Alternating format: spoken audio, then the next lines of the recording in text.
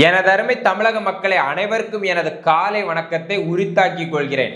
இந்த வீடியோல கிளியரா எல்லாத்துக்கும் ஒரு விஷயத்தை தெளிவுபடுத்தணும்னு நினைக்கிறேன். அதுக்கு முன்னால கொஞ்சம் அந்த ஹைப் பட்டனையும் பெல் ஐக்கானையும் சப்ஸ்கிரைப் பட்டன் இருக்குல்ல, சப்ஸ்கிரைப் அந்த பட்டனையும் கொஞ்சம் அமுக்கி விட்டுருங்க. நமக்கு யூஸ்ஃபுல்லா இருக்கும். ஏன்னா இது கண்டென்ட் நிறைய பேருக்கு போதுக்கு யூஸா இருக்கும்னு நினைக்கிறேன். அது இல்லாமல் இதுக்கப்புறம் நம்ம வீடியோக்கள் எப்படி இருக்கும்னு சொல்லி இந்த வீடியோல உங்களுக்கு புரிய போகுது. நீங்க வேற வீடியோ பார்க்கணும்னு அவசியம் இல்லை, தேடி தேடி போய் பார்க்கணும்னு தேவையில்லை. நம்ம ஒரு நாள் ஃபுல்லா என்ன நடக்குது அப்படிங்கிறத அனலைஸ் பண்ணி வித் ஃபேக்ட் செக் பண்ணி டேட்டாவோட மற்றவங்களாம் போட்டதை அப்படியே போடுவாங்க. இப்போ மதன் கௌரி அவரை எக்ஸாம்பிள் எடுத்துக்கிட்டிங்கன்னா என்ன நடந்தோ அப்படியே டெலிவர் பண்ணுவார். ஆனால் இதில் நம்ம பெர்ஸ்பெக்டிவ் இருக்கும். அதில் உண்மை யாருக்கு மேலே பொய் யாரு அப்படிங்கிற மாதிரிலாம் இருக்கும். ஃபேக்ட் செக் பண்ணி அப்படி இல்லைன்னா முடிஞ்ச வரைக்கும் ஸ்கிப் பண்ணிடுவோம். அப்படி முடியாத பட்சத்துக்கு நமக்கு ஒரு தெளிவு அடைஞ்சதுக்கப்புறம் நான் ஒரு தெளிவு அடைஞ்ச பிறகு உங்கள்கிட்ட கொண்டு வரேன். ஒரு நாள் ஃபுல்லாக நடக்கிறத ஒரு ஹாஃப் அ டேவாவது நடக்கிறத அப்படியே எடுத்துகிட்டு அடுத்த நாள் காலையில் நம்ம டெலிவர் பண்ண போகிறோம். உங்களுக்கு கண்டிப்பாக சொல்கிறேன் 101% ட்ரூ மட்டுமே வரும். நம்ம பெர்ஸ்பெக்டிவ்ல நம்ம என்ன நினைக்கிறோமோ அதுதான் வரும். முடிஞ்ச வரைக்கும் டேட்டாஸ் அனலைஸ் பண்ணி ஒரு நாள் ஃபுல்லாக எது இருக்கோ. இப்போ தாவேக்கா தரப்பை தப்பா சொல்லுவானுங்க, இவங்க இதை பண்ணிட்டாங்க அதை பண்ணிட்டாங்கன்னு ஒரு அவதூறை பரப்புவானுங்களே, அந்த அவதூறுகள்லாம் நம்ம எடுத்துட்டு வருவோம். அதே மாதிரி விமர்சனம் வைப்பானுங்க, அதுக்கும் பதிலளிப்போம் நம்ம இந்த வீடியோல. ஸோ அதனால உங்களுக்கு வேற வீடியோ பார்க்கணும் தேவையில்லை. டெய்லி நம்ம ஒரு வீடியோ பார்த்தா போதும். அன்னைக்கு ஹோல் டே என்ன முக்கியமாக நடந்திருக்கு அப்படிங்கிறது முக்கியமான விஷயங்களை உங்கள்கிட்ட கொண்டு வர்றது இதுக்கப்புறம் என்னோட கடமை. ஸோ அதனால நம்பி நீங்க வாங்க. உங்க நம்பிக்கையை நான் கெடுக்காம இருப்பேன்னு சொல்லிட்டு இந்த வீடியோக்குள்ள போயிடலாம். அவரையும் விமர்சிக்கிறான், கண்டுக்காத விட்டு திசா பேசலாம், தங்க தரகையை பேசிட்டானா வழக்க போடு. கேடு கட்ட நிலைமை அந்த மக்களே. ஒரு நடிகனுக்கு ஓட்டு போட்டு என்ன பண்ண வச்சிருக்கீங்க தமிழ்நாட்டை? ஸோ மக்களே, இந்த இடுமாவனம் கார்த்தி ஒரு விஷயத்த பேசிடுவா. எப்படின்னா புஷி ஆனந்த் அவர்களை பத்தி பேசினாலோ இல்ல தன்னை பத்தி முதல்வர் அவர்களை பத்தி தளபதியை பத்தி பேசினாலோ எந்த ஒரு ஆக்ஷனும் கிடையாது. ஆனா த்ரிஷா அவர்களை பேசிட்டா உடனே ஆக்ஷன் அப்படின்னு சொல்றாருல. என்னோட கேள்விகள் அங்க என்ன நடந்துன்னு தெரியாம இந்த முட்டா பைய மாதிரி பேசிட்டு இருக்கிறான். அப்படி கேட்டா அதாவது 3 பேர் கர்நாடகாவில் தமிழர்கள், அங்க இருக்கிற தமிழர்கள், அங்க வாழ்ற தமிழர்கள் இறந்திருந்தாங்க. இவனுங்க பக்கத்து நாட்டுக்கு கடல் கடந்து நெய்தல் படை அமைப்பேன்னு சொன்னவனுங்க ஒரு சென்டிமீட்டர் தாண்டி போனா போதும், சும்மா ஒரு சென்ட் தாண்டி போனா போதும் வச்சுக்கலாம், இங்க எல்லை கடந்தே போயிடலாம். ஏதாவது ஒரு சொரிசரங்கு படையாவது இந்த நாம் தமிழர் சார்பா எதையாவது அமைச்சு போனானுங்களா? அதுவே மாண்புமிகு மரியாதைக்குரிய மதிப்பு மிக்க நேசத்துக்குரிய கண்ணியமான லட்சுமி அவர்கள் கர்நாடகாவில் இருக்கிறாங்கல்ல, அவங்க அந்த பெண் ஒரு வழக்க போட்டுட்டாங்களா. அதுக்காக நைட்டோட நைட்டா ஒரு ஆடியோவை போட்டு ஒரு பெருங்கூட்டம் போய் நின்றுச்சு. ஆனா இந்த 3 தமிழர்களுக்காக இங்க இருந்து ஒரு மயிரை கூட பிடுங்கலை இவனுங்க. இதுல இவனுங்க அண்ணனுக்கு பாதுகாப்புக்கு முட்டு கொடுக்கறதுக்கு, அதாவது மாண்புமிகு மரியாதைக்குரிய தேசத்துக்குரிய கண்ணியமான சுத்தமான ஒரு நடிகை பெங்களூர்ல இருக்கிறாங்க, அவங்க போட்ட வழக்குக்கு முட்டு கொடுக்க ஒரு கூட்டம் கிளம்பி போச்சு. இப்படிலாம் நாங்க பேசினா நல்லா இருக்குமா? அரசியல் நாகரிகம், அரசியல் சுத்தத்துக்காக நாங்க பேசிட்டு இருக்கோம். தேவையில்லாம சீண்டாதீங்க. இதுக்கப்புறம் நிறைய இடத்துல உண்மையில சொல்றேன், யாருக்காவது உங்க ஊர்ல மீட்டிங் ஏதாவது நடத்துறீங்க தாவேக்கா சார்பானா, நான் பேச ரெடியா இருக்கிறேன். யாராவது இருக்குன்னா என்ன கான்டாக்ட் பண்ணுங்க இன்ஸ்டாகிராம்ல, நான் வரேன். இவனுங்களுக்கு ஆப்போசிட் இவனுங்க என்ன நினைச்சிட்டு இருக்காங்கன்னா நமக்கு அகேன்ஸ்டா பேச ஆள் இல்லை அப்படின்னு நினைச்சிட்டு இருக்கீங்க. அடிச்சு ஆடுறதுக்கு எங்களுக்கு தெரியும், தெரியாமலாம் இல்லை. அதுக்காக நாங்க இறங்கி அடிக்கிறது ரெடியா இருக்கோம். இன்னும் கொஞ்ச நாள் ஆகட்டும் அப்படிங்கிறதுக்காக பார்த்துட்டு இருக்கோம். ஆனா ஊரா அடுத்த உள்ளாட்சி தேர்தலுக்கு நானே மேடம் போட்டு பேச ரெடியா இருக்கேன். அடுத்த சட்டசபையில் நடந்த ஒரு சில காரசார நிகழ்வுகள்னு சொல்லலாம். உண்மையில இவனுக்கு ஸ்கூல் பசங்க மாதிரி பண்ணிட்டு இருக்காங்க. 70-73 வயசுல அப்படின்னு ஊதி விட்டா போயிடுவானுங்க, பறந்து போயிடுவானுங்க. அங்க பவர் ஸ்டாருக்கு தம்பி புவர் ஸ்டார் மாதிரி கையை தூக்கிட்டு வந்துடுறானுங்க. அங்க நடந்துறான் இங்க நடந்துறான். பயில் சேதம் இருக்குமா என்னன்னு தெரியல. சும்மா எந்திரிச்சிட்டு இருக்கானுங்க. சும்மா அதுவும் வயசு என்ன ஆகுது, ஒரு இடத்துல உட்காரன்னா கேட்கவும் மாட்டேங்கிறானுங்க, அடிக்கிறதுக்கு போறானுங்களாம். அங்க இருக்கிறதே 50 பேர், அங்க ஆப்போசிட்ல இருக்கிறது 108 பேருக்கு மேல இருக்கிறாங்க. அடே ஊதுனா பறந்துருவீங்கடா. ஏன்டா உங்களுக்கு இந்த வயசான காலத்துல பிரஷர் மாத்திரையை போட்டுட்டு படுத்ததுல தூங்குங்கடா, பின்னால் அதான்டா செஞ்சுட்டு இருக்கீங்க. So full and full rowdyism. இத்தனை நாள் லைவ் இல்லாதனால இந்த விஷயம் யாருக்கும் தெரியல. ஆனா அவனுக்கு என்ன கோமாளித்தனம் பண்றான்னு சொல்லி இந்த லைவ் இருக்கிறனால எல்லாருக்கும் தெரியுது. இந்த லைவை மட்டும் நீங்க கட் பண்ணிட்டீங்க, அதுக்கப்புறம் பெரிய போராட்டமே தமிழ்நாட்டில் வெடிக்கும். அந்த லைவை கட் பண்றதுக்காக தான் இவங்க இந்த விஷயத்த பண்ணிட்டு இருக்காங்க. அப்புறம் TK பிரபு அவர்கள் இருக்காருல்ல, இன்னைக்கு சர மாதிரி, அதாவது கிணத்த காணும் அப்படிங்கிற மாதிரி இந்த திமுக காரன் எல்லா மலையை வித்து தின்றுருக்கான். மலையை காணும்னு சொல்லி அவர் ஆதாரத்தோட ஒரு போட்டோ இமேஜோட அங்க நிக்கிறாரு. அது இல்லாம அந்த எத்தனை டன்னு எடுத்திருக்கானுங்க, எவ்வளவு எடுத்திருக்கணும், ஆனா எவ்வளவு கணக்குல காட்டியிருக்கானுங்கன்னு சொல்லி அவ்வளவுமே புட்டு புட்டுன்னு வச்சுட்டு இருக்காரு, ஆதாரபூர்வமா வச்சுட்டு இருக்காரு, எல்லா டேட்டாவோட வச்சிருக்காரு. ஆப்போசிட்ல வந்து நாங்க அப்படி பண்ணோம் இப்படி பண்ணோம் தடுத்தோம் அப்படின்னு சொல்லி இங்க பாதியே காணலடா, நான் யார்டா போய் வந்து முறையிடுவேன் அப்படின்னு சொல்லி அவர் வந்து ஒரு சில விஷயத்த சொல்லிட்டு இருக்காரு. அதுக்கப்புறம் இந்த அதாவது இந்த மைனாரிட்டிஸ் அப்படின்னு சொல்லுவானுங்க, இல்லைன்னா வந்து இந்த முஸ்லிம்ஸ் அவங்களுக்கு வந்து நாங்க தான் பாதுகாப்பு நாங்க தான் ஆதரவுன்னு சொல்லி இந்த திமுக 1999 நினைக்கிறேன் 1999 சட்டமன்றத்துல முஸ்லீமை வந்து தீவிரவாதின்னு சொல்லியிருக்கானுங்க. அதுக்கு ஆதாரப்பூர்வம் இல்லைன்னு சொன்னானுங்க. ஆதாரப்பூர்வமா அவர் வந்து முஸ்தபா அவர் வந்து போய் வந்து சபாநாயகர்கிட்ட வந்து நிரூபணம் பண்ணியிருக்காரு, அந்த விஷயத்த டேட்டாவோட காமிச்சிருக்காரு. சபாநாயகரும் நான் ஆதாரத்தை பார்த்துட்டேன், ஆனா அவையில வந்து வேண்டாம் அந்த விஷயத்தை டிஸ்கஸ் பண்ணண்டான்னு நினைக்கிறேன்னு சொல்லி அவை நாகரிகம் வந்து கெட்டக்கூடாது அப்படிங்கிறதுக்காக அவர் வந்து அந்த விஷயத்த பண்ணாரு. ஆனா இவனுக்கு எப்படிப்பட்டவங்க இன்னைக்கு பல முஸ்லிம்ஸ் அவங்களுக்கு வந்து நண்பர்களுக்கு தெரியும்னு நினைக்கிறேன், இதை பார்த்துருப்பாங்க, தெரியாதவங்களுக்கு தெரியப்படுத்துங்க, இந்த வீடியோவை கண்டிப்பா அனுப்புங்க. இவனுங்க வந்து எந்தெந்த மாதிரி இருக்கானுங்கன்னு சொல்லி அவங்களும் புரிஞ்சுக்கணும். ஏன்னா அவங்க வந்து இன்னுமே நம்பிட்டு இருக்காங்க மைனாரிட்டிஸ்க்கு இவனுங்க தான் பாதுகாப்பு அப்படின்னு சொல்லி. ஆனா இவனுங்க அங்கேயும் அரசியல் எப்படி பயன்படுத்துறானுங்கன்னு சொல்லி இதுல இருந்து தெரியும். அதே மாதிரி இந்த பரந்தூர் விஷயத்துக்கு வரோம். இந்த பரந்தூர் விஷயத்துல கீர்த்தனா அவர்கள் எவ்வளவு தெளிவா அந்த விஷயத்தை எக்ஸ்பிளைன் பண்ணியிருப்பாங்க தெரியுமா? அதாவது அங்க வந்து ஒன்னும் இல்லை, யூடியூப்ல இப்ப நீங்க நிறைய வீடியோஸ் எடுத்து பார்க்கலாம். ஒன்றும் இல்லைங்க, இப்போ போய் இந்த வீடியோ பார்த்துட்டு இருக்கும்போது இதை முடிச்சதுக்கு அப்புறம் பாருங்க, பரந்தூர் ரியல் எஸ்டேட்னு போட்டு பாருங்க. எல்லாரும் அங்க வந்து வீடியோ போட்டு பண்ண 3 கிலோமீட்டர் பக்கத்துல இங்க வந்து ஒரு ஏர்போர்ட் வரப்போது, பரந்தூர் ஏர்போர்ட் வரப்போது, அது பக்கத்துல இந்த இடம், இதை நீங்க வாங்குங்க அதுன்னு சொல்லி இவனுங்க அங்க என்ன தெரியுமா பிளான் பண்ணியிருக்கானுங்க? அந்த பரந்தூருக்கு அதுக்கு வந்து இதுல வந்து இன்னொரு விஷயத்த சொல்லணும், 90% வாங்கிட்டேனானுங்க. ஆனா அந்த 90%ல நல்லா தெளிவா சொல்லணும்னா அரசு நிலம் புறம்போக்கு நிலம் மட்டுமே பல இருந்திருக்கு, அதுல நிறைய இருந்திருக்கு. அது போக நீர் நிலங்கள் இருந்தல அந்த பகுதி நிறைய இருந்திருக்கு. மொத்தத்துல இவங்க கையகப்படுத்தது வந்து 48% தான். அந்த 48% அந்த 48 விவசாய நிலங்கள் அப்படின்னாலும் அது பெரிய இழப்பெல்லாம் கிடையாது. அது வந்து கொடுத்துட்டாங்க, நிறைய பேர் வந்து கொடுத்துட்டாங்க, அது பெரிய இழப்பு இல்லை. அதுல என்னன்னாலும் தொடங்கிக்கலாம். அதுக்கு இவனுக்கு என்ன தெரியுமா, அது அப்படி தொடங்க முடியாது. நீங்க எதுக்காக விவசாயிகள்கிட்ட வாங்குனீங்களோ அதை தான் பண்ணணும் அப்படின்னு சொன்னதுக்கு கீர்த்தனா அவர்கள் தான் படிச்சவன்னு சொல்லுவாங்கல்ல, கிளியரா எக்ஸ்பிளைன் பண்ணியிருக்காங்க.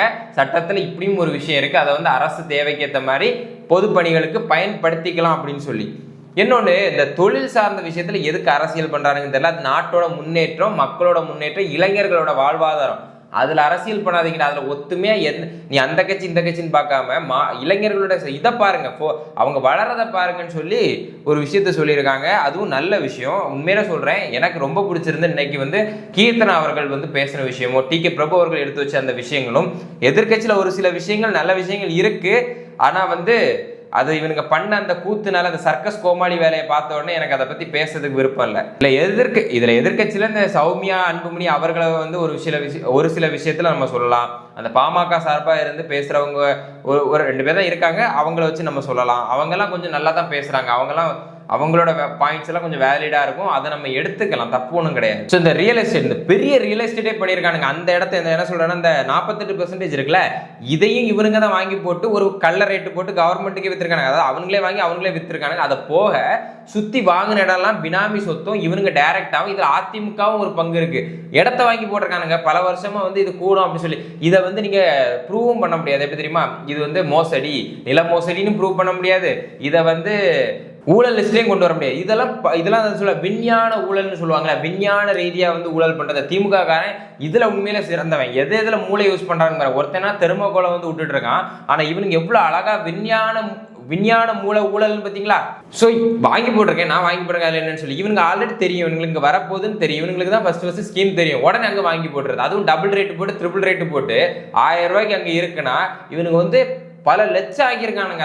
அதுக்கு தான் கொந்தளிக்கிறானுங்க. இதுக்கு இந்த சர்க்கஸ் மாதிரி இந்த கோமாளிங்க மாதிரி கொந்தளிக்கிறானுங்க. இவ்வளவு நாள் இல்லாம அடிக்க பாயிறது இதெல்லாம் எதுக்குன்னா, அவனுக்கு வாங்கி போட்ட முதலீடு நாசமா போக போகுதுங்கிற ஒரு வெறுப்புல. அதாவது இந்த ஓட்டைகள் அடைக்கப்படுறதா திமுக காலத்துல கனிம வளத்தை கொள்ளடிச்சதுக்கு ஓட்டைகள் அடைக்கப்படுறதா. உண்மையிலே சொல்றேன், அந்த ஓட்டைகளை அடைக்க முடிஞ்சதோ இல்லையோ, ஆனா உங்க வாய் ஓட்டைகளை அடைக்க முடியலடா. முதல்ல ஊழலுக்கு வந்து பணம் முழுங்கி முதலைகளா இருந்திருக்கானுங்க. அவ்வளவு பெரிய ஓட்டை, உங்க ஓட்டை அடைக்க முடியல. அந்த கனிம வள ஓட்டையை கூட அடைச்சிடலாம்ல, ஆனா உங்க வாய்க்குள்ள போகுது தெரியுமா, அதை அடைக்கவே முடியாது போல. உங்க ஆட்சி காலத்துல அவ்வளவுக்கு இருந்திருக்கு பெரிய ஓட்டை. அந்த கையகப்படுத்தப்பட்ட இடத்துல மாற்று திட்டத்தை அறிவிக்கிறதுக்கு ஏர்போர்ட்டே வரலாமே, இப்ப பாதிக்காத விவசாயி நீ கேட்கலாம். நீ வந்து 100% இடத்த பத்தி பேசிட்டு இருக்க. அதாவது விமான நிலையம் வேணா அந்த 100% வேணாம்னா மாற்று திட்டங்கும் போது அந்த 48% தான் வந்து அந்த கையகப்படுத்தப்பட்ட மக்கள்கிட்ட இருந்து வாங்கின மீதியெல்லாம் புறம்போக்கும் பிளஸ் அந்த நீர்நிலைகளும் அதை தவிர்த்துட்டு பார்த்தா 48% தான் இருக்கு. அதுல ஏதோ ஒரு நலத்திட்டங்களை கொண்டு வந்தா அந்த ஏரியா வளரதான் செய்யும், அந்த மக்களுக்கும் பெனிஃபிட்டா இருக்கும். ஏன்னா அதை அவங்க தானே கொடுத்தது, எங்களுக்கு வேண்டாம் நீங்க வச்சுக்கோங்க நாங்க முன்னேறிக்கிறோம்னு சொல்லிட்டு. ஸோ அது வந்து எந்த ஒரு இதுவும் கிடையாது. இதை உடனே சட்ட ரீதியா பண்ண முடியாது. நீவனுங்க அடே என்னடா நீங்க முட்டா பயிலுங்களா இருக்கீங்க, புத்தகத்தை கொஞ்சமாவது படிச்சுட்டு வாங்கடா அப்படின்னு சொல்லிட்டு அந்த அம்மா எவ்வளவு அழகா அமைச்சர் கீர்த்தனா அவர்கள் எக்ஸ்பிளைன் பண்ணியிருந்தாங்க தெரியுமா. அதாவது நானா இருந்தா என்ன சொல்லியிருப்பேன், ட்ரம்ப் அவர்களை பார்த்தா நான் என்ன தெரியுமா சொல்லுவேன், அவருக்கு இங்க இருக்க கர்நாடகாவில் இருக்கிற ஆக்ட்ரஸ் இருக்காங்களா, மாண்புமிகு மரியாதைக்குரிய கண்ணியமிக்க சுத்தமான அப்படிங்கிற மாதிரி பெருமைக்குரிய ஒரு ஆக்ட்ரஸ் இருக்காங்க லட்சுமி அவர்கள், அவங்கள ஃபேஸ் பண்றதுக்கு அவங்க கூட இருக்க ப்ராப்ளத்தை ஃபேஸ் பண்ணதுக்கு அண்ணனுக்கு டைம் சரியா இருக்கு, அதுக்கே ஆடி போயிடுறாரு. அண்ணனால அதையே பார்க்க முடியல, இதுல அவர் எப்படி ஸ்ரீலங்காவை பார்ப்பாரு. ஆனா இதுல என்ன தெரியுமாங்க, நம்ம காது கூட தாங்காது, நம்ம இவ்வளவு தூரம் நம்ம வந்து போன்ல தான் பாக்குறோம், அங்க உட்கார்ந்து எப்படிங்க பார்க்கணும், அவங்க காதுகள்லாம் பாவம் அல்லவா. இதுல என்ன தெரியுமா, அங்க இருந்து கை தட்டுறாருங்க, சிரிச்சு பயங்கரமா கை தட்டுறாருங்க. எனக்கு இவர் கூட சரி ஏதோ கதை சொல்றாரு அப்படின்னு வச்சுக்கலாம், சின்ன சின்ன கதைகள் வந்து தம்பிமார்கள் சொல்றது தப்பு இல்லை, எனக்கு போர் அடிக்கல. ஆனா அதை கேட்டு கை தட்டுறாருங்க பாத்தீங்களா. ஸோ இந்த பைத்தியக்கார பசங்களை போட்டுட்டு அப்படின்னு அந்த மாதிரி இருக்கு.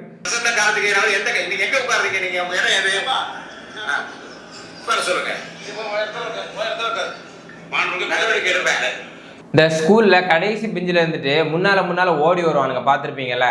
நீ எந்த பெஞ்சு, நீ எந்த கிளாஸ் போ, பின்னால போய் உட்கார்ந்தாதான் ஒன்று பேச விட, அந்த மாதிரி பண்ணிட்டு இருக்கானுங்க. இத்தனை வருஷம் பழமையான கட்சியான். அதான் சொல்ற பழசெல்லாம் பழையதை வந்து கழிஞ்சுக்கிட்டு இந்த போகியில போட்டு எரிஞ்சுக்கிட்டு புதுசெல்லாம் புகுறணும்னு சொல்லுவாங்க, அந்த மாதிரி புகுந்துருங்க இவனுங்களை பேசாம. கட்சி சார்ந்தவர்கள் இந்த கட்சி பற்றி சொன்னாங்க, ஒரு கட்சி சார்ந்தவர்கள் அந்த நிலத்தை சுத்தி லேண்ட வாங்கி மிகப்பெரிய ரியல் எஸ்டேட் மோசடி நடந்திருக்கு. இதை நேற்று நம்ம அமைச்சர்களுக்கும் வந்து எம்எல்ஏமாருக்கும் கோரிக்கையாக வச்சு இதை வந்து கண்டிப்பாக எடுத்து நீங்கள் பார்க்கணும். இன்னைக்கு ஆதவர்ஜன் அவர்கள் அமைச்சர் அவர்கள் வந்து முதலமைச்சர்கிட்டே அதை வந்து கோரிக்கை எடுத்து வச்சிருக்காங்க. இந்த நில மோசடி, G2 மோசடி. இந்த G2 நிறைய பேருக்கு டவுட் இருக்கு, அது வேற ஒன்றும் இல்லை. G2 வந்து ஒரு ரியல் எஸ்டேட் கம்பெனி மாதிரி கர்நாடகா இந்த மாதிரி நிறைய இடத்துல இருக்கிறாங்க. இதுல கோயம்புத்தூர், சென்னை போன்ற இடத்துல மிகப்பெரிய மோசடி ஆளுங்கட்சியா திமுக இருக்கும்போது அவங்க கூட சேர்ந்துட்டு அவங்க மட்டும் மோனோபோலி மாதிரி செயல்பட்டு இருக்காங்க. எல்லாத்தையும் அவனுங்க மட்டும் ஃபிக்ஸ் பண்ணி அவங்களே எடுத்துட்டு இருந்தாங்க, மற்ற யாரையுமே வளர விடல, எல்லாத்தையும் எடுத்துட்டு இங்க ஒரு பார்ட்டி ஃபண்டை கொடுத்துட்டு இருந்தாங்கிறதான் ஒரு பெரிய விஷயமா இருக்கு. அவங்க கூட சேர்ந்த பெண் மாஃபியா மாதிரி இது ஒரு மாஃபியா கும்பல் ரியல் எஸ்டேட்ல. போன வாட்டி இருந்த எல்லாத்துக்குமே இந்த 5 வருஷம் பார்த்தா தெரிஞ்சிருக்கும் ரியல் எஸ்டேட் டவுன் ஆயிருக்கும், அப்ரூவல் கிடைச்சிருக்காது. இதை வந்து சாதாரண குடிமக்களுக்கே தெரிஞ்சிருக்கும், லேண்ட் வேல்யூ எப்படி ஏறி போச்சுன்னு உங்களுக்கே தெரியாது. ஏத்தனதே இவனுங்க தான், இந்த G2 தான். எடப்பாடி கே பழனிசாமிக்கு அங்க கோவம் வருது. என்னோட கேள்வி, அவரோட கட்சியில வந்து அதை என்ன சொல்றாரு, உங்க கட்சிக்காரங்களை விலைக்கு வாங்க முடியாதாங்கிற மாதிரி சொல்றாருல. இந்த ஆளு குதிரை பேரத்தை பத்தி இவ்வளவு பேசுறாரு. இந்த ஆளு அதாவது இப்ப நடக்கிறத பத்தி பேசிட்டு இருக்காரு. ஆனா எலெக்ஷனுக்கு முன்னாலேயே தாவேகா வேட்பாளரை ஒரு நாள் முன்னால அந்த டைம் முடிஞ்சதுக்கு அப்புறம் மாற்று வேட்பாளர் அவங்க மனைவியும் சேர்த்து எஸ்கேப் ஆக வச்சு தலைமறைவாக வச்சு காசு கொடுத்து இப்ப கட்சியில சேர்த்திருக்காரு. இதை என்ன கேவலத்துல போய் சேர்க்க, அதுவும் சொந்த தொகுதியில எவ்வளவு கேவலமான எச்சக்கல மானங்கட்ட ஈத்தர வேலையை பார்த்துட்டு உள்ள கடந்து சண்டை போட்டுட்டு இருக்காரு. ஐயா சத்தியமா சொல்றேன், இந்த ஒன் டே முதல்வர் மாதிரி ஒன் டே எம்எல்ஏ ஆக்கி கொடுங்க ஐயா, அந்த சட்டமன்றத்துல போய் கொஞ்சம் கிழிச்சு விட்டுட்டு வரலாம்.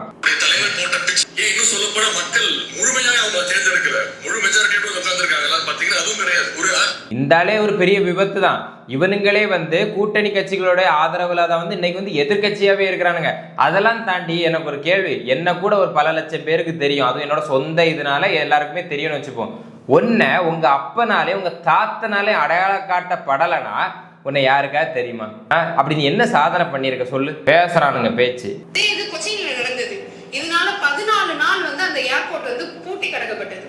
இதே மாதிரி ஒரு விளைநிலத்தை கொண்டு வந்து அந்த ஏர்போர்ட் 14 நாள் பூட்டி கிடந்தது. இது மட்டும் இல்லாம இன்னைக்கு வித் ஆல் டேட்டா ப்ரூஃப்ஸோட மட்டும்தான் டிவிக்கு இன்னைக்கு பேசியிருக்காங்க சட்டமன்றத்தில். இதே மாதிரி கேரளாலையும் இதே விளைநிலங்கள் வந்து நிறைய இருந்துச்சு, அங்கே கொண்டு வந்தாங்க, தண்ணி கட்டி போய் வந்து 14 நாள் வந்து மூடி இருந்துச்சு, அதனால ஃப்ளைட்ஸ் எதுவுமே ஓடலை அப்படின்னு சொல்லி தெளிவாக ஒரு விஷயத்த விளக்கத்தை ஒரு பக்க ஸ்டேட்ஸில் நடந்ததை கொண்டு வந்திருக்காங்க. இதைத்தான் நாங்களும் சொல்கிறோம், இங்கே இப்படி ஆகும் அப்படின்னு சொல்லி. அது வந்து நல்ல நீர் வந்து ஸ்பாஞ்ச் மாதிரி உறிஞ்சி எடுக்கிற ஒரு இடம், அதுல இவனுங்க வந்து 10,000 கோடியை போட்டு தேவையில்லாத வேலையை வந்து பார்த்துட்டு இருக்கானுங்க. நான் என்ன சொல்றேன்னா, அதே இடத்த வேற இடத்துக்கு கொண்டு வந்து நாம் தமிழ் முட்டாத்தனம் அந்த சீமான்ல அந்த சாட்டை ஒரு வீடியோ பேசி வச்சிருப்பான் லூஸ் தனம், அதையும் கொண்டு விஜய் அவர்களை பேசி வச்சிருப்பான். எப்போ பார்த்தால விஜய் அவர்களுக்கு இதுக்கு என்ன சம்பந்தம், அவரோட சேட்டர் ஃபிளைட்டுக்கு இதுக்கு என்ன சம்பந்தம், எதையாவது ஒன்று பேசணும்னு பேசுறது. அவங்க தாவேக்காவே என்ன சொல்லிச்சு, அந்த ப்ராஜெக்டை மாற்றி வேற எங்கேயா கொண்டு போயாச்சு. இதுல சம்பந்தமே இல்லாம என்ன சொல்றாங்க, அந்த ஏர்போர்ட் கொண்டு வரணும்னு சொல்லி ஒரு குரூப் கத்திட்டு இருக்கு அப்படின்னு சொல்லி அதை வந்து விஜய் அவர்கள் கொண்டு சேர்க்கிறானா. என்னோட கேள்வி என்ன, உனக்கு ஃபர்ஸ்ட் நீ சொல்றல எக்ஸ்பிளனேஷன், இதுல டொமஸ்டிக் ஃபிளைட்டுக்கும் உனக்கு வந்து கமர்ஷியலா ஒரு கார்கோ ஃபிளைட்டு பேசஞ்சர்ஸ் ஃப்ரம் வெளியிருந்து இன்டர்நேஷனல் ஏர்போர்ட்டுக்கு உனக்கு வித்தியாசம் தெரியல. நீ என்ன சொல்றனா, சொந்தமா விமானம் கூட இல்லாத நாட்டுக்கு எதுக்கு ஏர்போர்ட்னு கேட்கிற, அதாண்டா முட்டாப்பேன்னு சொல்றது ஒண்ணு, முட்டாப்பேல கேனாப்பேலன்னு சொல்றது. சொந்தமா விமானங்கள் இல்லாத ஒரு ஊர்ல, அதாவது அந்த நாட்டுல இருக்க ஏர்போர்ட்டுக்கு அதாவது ஃபிளைட் நிப்பாட்ட முடியல, அவ்வளவுக்கு ஃபிளைட் வந்து போகுது, கார்கோஸ் வந்து போகுது. அந்த கார்கோஸ் லாஜிஸ்டிக்ஸ்னா என்னன்னு பாருங்க. இந்த ட்ரேட்ஸ் எப்படி பண்றாங்க, வந்து இம்போர்ட் எக்ஸ்போர்ட்லாம் தாண்டி லாஜிஸ்டிக்ஸ்ங்கிறது ஒரு வேர் ஹவுஸ் மாதிரி இப்படி செயல்பட்டு இருக்கு. அதுக்கு தரை இறங்குறதுக்கு ஒரு நாட்டுல ஃபிளைட் இருக்குல்ல, அது சின்ன நாடாக தான் அந்த ஃபிளைட் அங்கே கொண்டு இறக்கணும், அந்த ஏர்போர்ட்டுக்கு ரெண்ட் பே பண்ணணும், அதாவது டாக்ஸ் பே பண்ணணும்னு வச்சுக்கோங்க. இது வந்து ஸ்டேட் கவர்மெண்ட்டுக்கு சரி, சென்ட்ரல் கவர்மெண்ட்டுக்கு சரி, ஒன்றிய அரசுக்கும் சரி போய் சேருது. இந்த அமௌண்ட்ல நம்ம அவ்வளோ ரெவன்யூ பார்த்துட்டு இருக்கோம், அதை நிப்பாட்ட முடியல. அப்போ இன்னொரு ஏர்போர்ட் நமக்கு வந்தா ஸ்டேட் கவர்மெண்ட்டுக்கு அதனால நல்ல ரெவன்யூ, இல்லைன்னா பக்கத்து ஸ்டேட்ஸ்ல போய் நிப்பாட்டிடுவாங்க அப்படின்னு சொல்லி. ஏன்னா கார்கோ மாதிரிப்பட்ட பெரிய பெரிய இதெல்லாம் நிப்பாட்ட நம்மள்ட்ட இடம் இல்லை, அதை கொண்டு வந்தா தமிழ்நாட்டுக்கு நல்ல ரெவன்யூன்னு சொல்றதை தான் அவங்க சொல்றாங்க. அது போக பேசஞ்சர்ஸ் ஃபிளைட்ஸே நிறைய வந்து போகுது, அதை நிப்பாட்டதுக்கு இடம் இல்லை. அதுக்காக தான் இந்த செகண்ட் பேஸ் ஆஃப் ஏர்போர்ட்னு வச்சுக்கோங்க. அது தமிழ்நாட்டுக்கு தேவை, அது ஏதோ ஒரு இடத்துல கண்டிப்பாக தேவை. முக்கியமாக சென்னை பக்கத்தில் இருந்தால் இன்னும் நல்லா இருக்கும் அப்படிங்கிறது தான். ஏன்னா அவ்வளோ வந்து போகுது, அதுக்கான இட வசதி இல்லை. லைக் இப்போ கன்னியாகுமரியில் நீங்கள் பார்த்தீங்கன்னா இதே மாதிரி தான் ஒரு ப்ராஜெக்ட். அங்கே இருந்த பழைய எம்பி ஒருத்தர் அவரோட இடத்தோட லாபத்துக்காக என்ன பண்ணார், இந்த இடத்த எடுத்துக்கோங்கன்னு சொல்ல போய் அங்கே பல போராட்டங்கள் நடந்து அந்த ஊரே அழிகிற மாதிரி இருந்து. ஏன்னா அந்த ஊரே சின்ன ஊர், அது அழிகிற மாதிரி இருந்தனால இப்போ எல்லாருமே எங்க போயிட்டு இருக்காங்க, திருவனந்தபுரத்துக்கு போயிருக்காங்க. திருவனந்தபுரத்துக்கு அவ்வளோ அமௌண்ட் கிடைச்சிட்டு இருக்கு. லாஜிஸ்டிக்ஸ்னா என்னன்னு பார்க்கணும், அதுல வர ரெவன்யூனா என்னன்னு பார்க்கணும், குட்ஸ் அண்ட் இதுல வந்து எவ்வளவு வருதுன்னு சொல்லி எல்லாம் டேட்டா எடுத்து பார்க்கணும். அறிவு இருக்கணும், அதுக்கு தரமான அறிவு இருக்கணும், சிறந்த அறிவு இருக்கணும், ஆகச்சிறந்த அறிவு இருக்கணும். புக்கை மட்டும் படிச்சுட்டு வரலாற வந்து அறுத்து தள்ளிட்டு இருந்தா போதாது. இந்த மாதிரி டேட்டாஸ் தரவுகளை டெய்லி தெரியாட்ட தேடி தேடி தெரிஞ்சுக்கணும். அதுக்கு தான் நம்ம இருக்கோம். அதுதான் மனுஷன் மூளை. பிறந்தோடனே எவனும் அறிவோட வந்து குதிக்கல, தேடுதல்ல தான் அறிவு வருது. ஆர்டிஐல யார் போட்டாலும் அது ரிஜெக்ட் தான் ஆகும். ஏன் அதான் இன்னைக்கு அவங்க ஓப்பனா எந்த இடத்துலயும் சொல்லவே. இது ஒரு இது மட்டும் இல்லாம நீங்க யூடியூப்ல போய் சர்ச் பண்ணி பாத்தீங்கன்னா பரந்தூர் ரியல் எஸ்டேட், இதுதான் இந்த ஆர்டிஐல போட்டு ரிப்போர்ட் கேட்டா கூட கிடைக்க மாட்டேங்குது. யார் அந்தந்த ரியல் எஸ்டேட்டுக்கு, அதாவது அந்த இடத்துல உள்ள ஏரியாவை வச்சிருக்கா, யார் யார்கிட்ட இருந்து வாங்கியிருக்கீங்க, எத்தனை பெர்சன்டேஜ்ங்கிறத ப்ராப்பர் டேட்டாவோட கவர்மெண்ட்டுக்கே கொடுக்காம இருக்கிறானுங்க. அதாவது சந்தேகத்தை ஏற்படுது. இதே இடத்துல நீங்க வந்து ஏதோ ஃபோர்ஸ் பண்ணி நீங்க கட்டிட்டீங்கன்னா நிறைய பேர் என்ன, அந்த நிறைய பேர் இப்போ இதுக்கு செட் ஆகாதுன்னு சொல்லி அந்த இடத்த சொன்ன இடம் தான் அது. அதுக்கப்புறம் இவங்க எப்படி பெர்மிஷன் வாங்கினாங்கன்னு தெரியல. இது போக அதை வந்து ஒருவேளை நம்ம அங்கே கொண்டு வந்தா கூட அது வந்து ஏர்போர்ட்டா இருக்காது, நீர் போட்டா தான் இருக்கும். அதாவது வாட்டர் ஏர்போர்ட்னு சொல்லுவாங்களா, அந்த மாதிரி தான் இருக்கும். அதுக்கப்புறம் அது வந்து போட் விட்டு தான் அதில் விளையாடிட்டு இருக்கணும் போல அந்த சீசன் டைம்ல. இதனால சென்னை மிகவும் பாதிக்கப்படும் அப்படின்னு சொல்றாங்க. இன்னும் ஆல்ரெடி பாதிக்கப்பட்டுட்டு தான் இருக்கு. காணாமல் போன அந்த மலைகள்னு சொல்லி மொத்தம் எத்தனை 1 2 3 4 5 6 7 8 9 10 11 மலைக்கிட்ட இப்பவே கொடுத்துருக்காங்க. அதுவும் ரிப்போர்ட்டா வெளியிட்டிருக்காரு TK பிரபு அவர்கள். அதே மாதிரி நான் எதிர்பார்க்கறது ஒண்ணுதான். இப்போ அமைச்சர் அவதே TK பிரபு அவர்கள் அழகா சொல்லியிருக்காரு, இந்த கனிம வளங்களை வந்து இன்டர்நேஷனல் லெவல்ல வந்து ப்ராப்பரா சின்ன சின்ன விஷயத்த கூட பிரிச்சு எடுக்கிறதுக்கு அதுக்கான எக்யூப்மெண்ட்ஸ், அதுக்கான இண்டஸ்ட்ரீஸ் அந்த மாதிரி நம்ம உருவாக்கி அழகா அதை கொண்டு வரலாம். அந்த அந்த கனிம வள கழிவை ஒரு இடத்துல சுத்திகரிக்கிறதுக்கு, அது மறுசுழற்சி, மணல்ல இருந்து கண்டுபிடிக்கிறது, சின்ன சின்ன விஷயங்கள் எல்லாத்தையும் கடற்கரையில இருந்து எல்லாத்தையும் கண்டுபிடிக்கிறதுக்கு ப்ராப்பரா இன்டர்நேஷனல் குவாலிட்டியில செட் பண்ணணும் அப்படிங்கிற விஷயத்த தாவேக்கா முன்னெடுக்கிறாங்க. இதுக்கு தான் படிச்சவங்க வேணும், தொலைநோக்கு பார்வை வேணும்னு சொல்லி நம்ம சொல்றது. இவனுக்கு என்னன்னா எதுல கமிஷன் கிடைக்கும், எந்த டெண்டர்ல கமிஷன் கிடைக்கும்னு பார்த்துட்டு இருக்கானுங்க. ஆனா இங்க அப்படி இல்லை, எப்படி நம்ம வந்து பெரிய ஆளாகலாம் அப்படின்னு சொல்லி ஒரு நோக்கத்துல அவங்க செயல்பட்டு இருக்காங்க. அதுக்கு எக்ஸாம்பிள் இந்த புதிய புதிய திட்டங்களை வகுக்கிறாங்களா. அதாவது இந்த திமுக வந்து நிறைய கொள்ள பண்ணியிருப்பாங்க, அதுக்கெல்லாம் ஆதாரம் இருக்காது. காரணம் தெரியுமா, அந்த விஞ்ஞான ஊழல்னு சொல்லுவாங்க, அதை பண்ணியிருப்பானுங்க. சாதாரணமா வந்து ஃப்ரீயா டிக்கெட், அதாவது டிக்கெட் எடுக்காம ஒருத்தர் வந்து ட்ரெயின்ல வந்தாரு. இன்னைக்கு பல லட்சம் கோடிக்கு அதிபதி, அவர் குடும்பம் அவ்வளவு பெரிய இதுக்கு அதிபதி. அவருக்கு சைக்கிள் ஓட்டி தள்ளிட்டு வந்த ஒருத்தர் பிரச்சாரத்துக்கு, அவர் இன்னைக்கு கொறடாவா உட்கார்ந்துருக்காரு.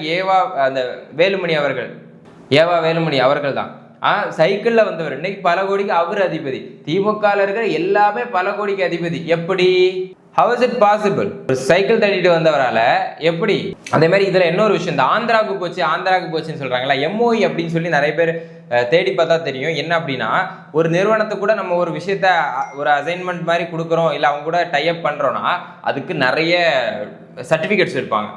வாட்டர் இருக்கா, சாதாரணமாக ஒரு போர் போடுறதுக்கே பல ப்ரொசீஜர் இருக்கு, ஒரு கடை போடுற ஃபுட் இண்டஸ்ட்ரி வைக்கிறதுக்கே பல ப்ரொசீஜர் இருக்குல்ல, அதே மாதிரி ஒரு ப்ரொசீஜர் இருக்கு. இதெல்லாம் இருக்கா, இதெல்லாம் பார்த்து தான் ஒருத்தவங்க வந்து சைன் பண்ணுவாங்க. அது பல நாள் டைம் எடுப்பாங்க ரிசர்ச் பண்ண. அப்படி எடுத்தது வேற 100 நாள்லாம் பண்ணிட்டு போக முடியாது. திமுக ஆட்சி காலத்துல எடுத்து அது ஃபெயிலியர் ஆயிருக்கு, அதுக்கான இடத்தை இவங்க கொடுக்கல. ஆனா எல்லாத்தையுமே தாவேக்கா பக்கம் திருப்பி விடுறாங்க. அப்புறம் மிகப்பெரிய கொள்ளை இந்த ஏவா வேலு அவர்கள், அதாவது சென்னையில நந்தனத்திலிருந்து சைதாப்பேட்டையில ஒரு இரும்பு பாலம் போட்டு இருப்பாங்க, நீங்க அதை பார்த்திருப்பீங்க. அதுல ஒரு மிகப்பெரிய லூசுத்தனமான கிறுக்குத்தனமான கேனத்தனமான ஒரு செயலை செஞ்சிருக்காங்க. அடியில மெட்ரோ ஓடுது, அது வந்து ஒரே நேரோ பாயிண்ட்ல ஓடுதுன்னு நினைச்சுக்கிட்டு அதுக்கு மேல பில்லரை போட்டு நம்ம பண்ணிடலாம், ஏன்னா காங்கிரீட் பில்லர் இதுல போட முடியாது, கீழே பிரச்சனை வரும், ஸோ அதனால நம்ம வந்து இந்த மாதிரி ஸ்டீல்ல போன்னு போட்டிருக்கானுங்க, ஒரே மாதிரி இருக்கும்னு நினைச்சு ஃபுல்லா பில்லரை செஞ்சிருக்கானுங்க. அதுக்கப்புறம் அந்த மேல வைக்கிற அந்த ஸ்லாப், அது இதோன்னு ஒரு விஷயம் இருக்கு, அதை மேலே வைக்கிற பீம் மாதிரி இருக்குன்னு வச்சுக்கோங்க, அந்த பீமையும் வந்து ஒரே ஷேப்ல செஞ்சிருக்காங்க. கடைசியில் பார்த்தா அந்த அலைன்மெண்ட்டும் தப்பு, ஒரு முட்டாள்தனம், ஒரு சாதாரண பேசிக்ஸ் தெரியல. அதாவது மினியேச்சர் மாடல் வந்து ஃபாரின்லாம் ஒரு சின்ன விஷயம் செய்யறனா கூட, இல்லை ரோபோட்டிக்ஸில் கூட ஒரு மினியேச்சர் வெர்ஷனை செஞ்சு அதை பார்ப்பாங்க. இந்த முட்டா பயிரிங்க எல்லாம் செஞ்சு முடிச்சு 80% வேலை முடிஞ்சதுக்கப்புறம் இது தப்பா இருக்கு, அது தப்பா இருக்கு. அதுவும் அடிப்படையாக ஒரு சின்ன கோழிக்கு இருக்கலுங்க, வீடை கூட அப்படி கட்ட மாட்டானுங்க. ஆனால் இவ்வளோ பெரிய ப்ராஜெக்ட் 671 கோடின்னு நினைக்கிறேன், அதை வேஸ்ட் பண்ணுறதுக்கு இப்படி பண்ணி வச்சிருக்கானுங்க. ஆனால் இப்போ என்னன்னா, அரசாங்கம் ஒரு சின்ன விஷயத்தை ஸ்டெப் எடுத்து சைடில் பில்லரை வச்சு அமைக்கலாம், ஒரு 2 பில்லரை பேலன்ஸு கொடுத்துடலாம் அப்படின்னு சொல்லி அதுக்குள்ளே முடிச்சுக்கலாம், கவர்மெண்ட்டுக்கு அது வந்து நஷ்டம் வராதுன்னு சொல்லி ஒரு முடிவு எடுத்திருக்காங்க. ஆனாலும் ஒரு அடிப்படையாக ஒரு பயனுள்ள ஒரு விஷயத்த பண்றானுங்களா பாருங்க. ஒரு தேவையில்லாத இதனால இன்னும் 1 வருஷம் 2 வருஷம் இழுக்கும். ஆல்ரெடி மக்கள் இன்கன்வீனியன்ஸா சுத்துறாங்க, இதுல கூட கொஞ்சம்னா எவ்வளவு வருஷம் தாங்குவாங்க? அந்த இடத்துல டிராஃபிக் அவ்வளோ ஜாஸ்தியா இருக்கு, ஆல்ரெடி நல்லா டிராஃபிக் ஜாஸ்தியா இருக்குன்னு தான் அந்த இடத்த வந்து பாலமே போடுறாங்க. அப்படிப்பட்ட இடத்தை கூட கொஞ்சம் ஒரு வருஷம் இழுத்தடிக்கிறானுங்க. இதே விஷயத்த தான் கோயம்புத்தூர்ல பண்ணானுங்க, அங்க ஒரு பாலமும் இதே மாதிரி போட்டு கடைசியில் சுத்த ஃபெயிலியருங்க, சுத்த ஃபெயிலியர். அங்கேயும் இதே முட்டாள்தனத்தை தான் பண்ணானுங்க. இவனுக்கு ஆட்சி காலத்துல தெர்மோகோல் விட்டவன் பரவாயில்லன்னு சிந்திக்கிற அளவுக்கு இவனுங்க பண்ணிட்டு இருக்கானுங்க. இந்த ஏவா வேலு ஒரு கொரடாவா இருக்காரு, அங்க இருந்து சரி அவரு சில விஷயத்துல கண்ட்ரோலா இருக்காரு, அதை விடுங்க. ஆனா அடிப்படை முட்டாளா இருக்கானுங்க இவனுங்க. வந்து பேசுறானுங்க, நீங்க யாரை இழந்துட்டீங்க தெரியுமாடான்னு சொல்லி. ஏதாவது திமுக காரன் வந்தா அந்த 2 விஷயம் எனக்கு போதும், இந்த 2 விஷயம் போதும், மேடையெல்லாம் கிழிச்சு விட்ருவோம், ஏதாவது மேடை கிடச்சுன்னா எனக்கெல்லாம். ஸோ மக்களை, தினமும் அரசியல் களத்தில் அதுவும் வந்து தமிழ்நாட்டில் என்ன நடக்குது அப்படின்னு சொல்லி தெரிஞ்சுக்கணும்னா நம்ம ஒரு வீடியோ நீங்கள் பார்த்தா போதும். ஸோ டெய்லி வாங்க, முடிஞ்ச வரைக்கும் உங்களுக்காக என்னோட மேக்ஸிமம் எஃபோர்ட்டை போட்டு உங்கள்ட்ட நல்ல விஷயத்த, கரெக்டான விஷயத்த கொண்டு வந்து சேர்த்துட்டு என்னோட பெர்ஸ்பெக்டிவ் அதில் பேசிட்டு நான் உங்களுக்கு நல்ல கண்டென்ட் கொடுப்பேன் அப்படின்னு சொல்லி ப்ராமிஸ் பண்ணிட்டு இந்த வீடியோ முடிக்கிறேன். நன்றி, வணக்கம்.